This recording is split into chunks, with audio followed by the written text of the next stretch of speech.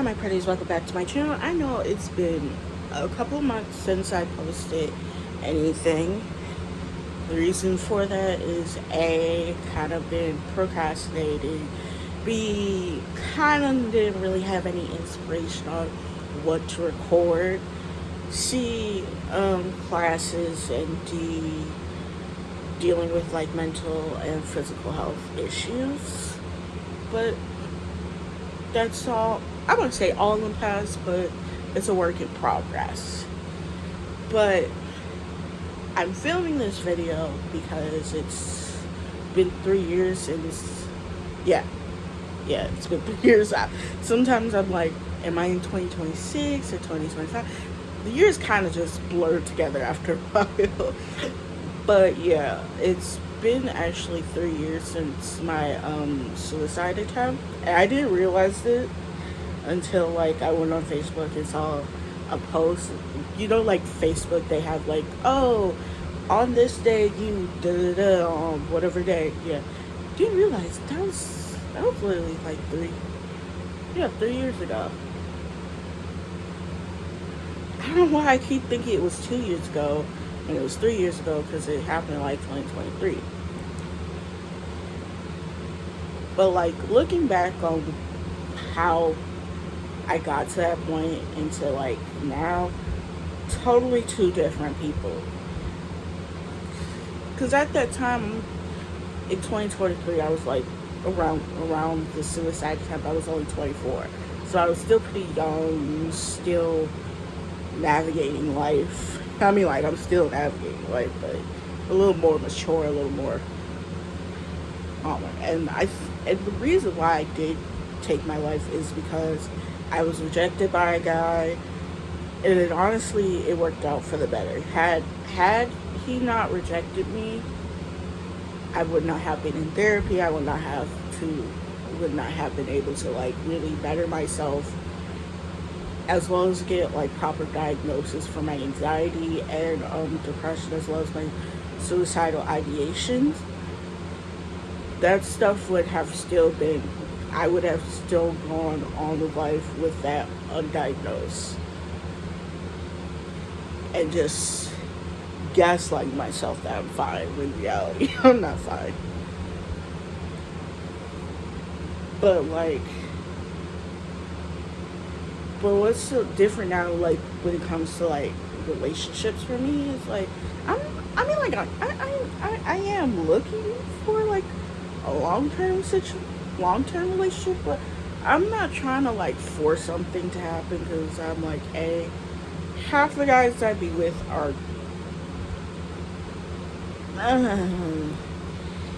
people I'm settling with, and not what I want. So, ooh, sorry, my bad. B, this is a teeny bit there. B, I kind of like being by myself from time to time. Now, don't get me wrong, I like to be with people. I like to socialize. I like to be around people. I like to, make connections. But if I really were to look back to all of the guys I dated, quote unquote, some of them were really just hookups after therapy, it's a very different situation, because one, I was able to talk it out with my therapist, be like, hey, this is what happened, XYZ. I thought I thought it was going well, it went a different way, blah blah blah. And then kind of just going over it, and just going over it, and then just kind of seeing like, what can I do different for the next time, or how can I handle rejection the next time without having those type of thoughts where I'm thinking, oh, I'm not good enough, or I'm not lovable enough, or maybe I'm not. And when those type of thoughts come in, that's when I start thinking, maybe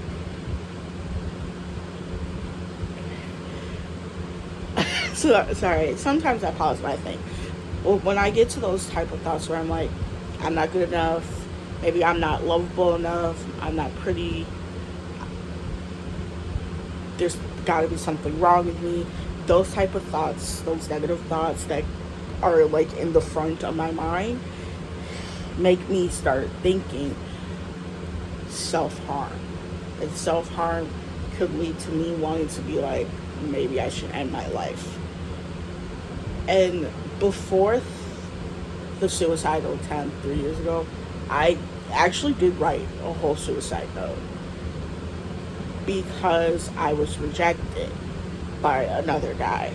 Totally different guy. But I think the reason what stopped me is because what what would it be like if I were to take my life for my family? And, and that's what actually stopped me from doing it. But like now, if I were to get like rejected, I'm like, okay, I know who I am. I know that I'm a good person inside out. Blah blah blah. Clearly, you didn't want that. That's on you. I know my worth. So I think something. I'm not gonna say something similar happened. I think months into therapy, for sure. Yeah, months into therapy,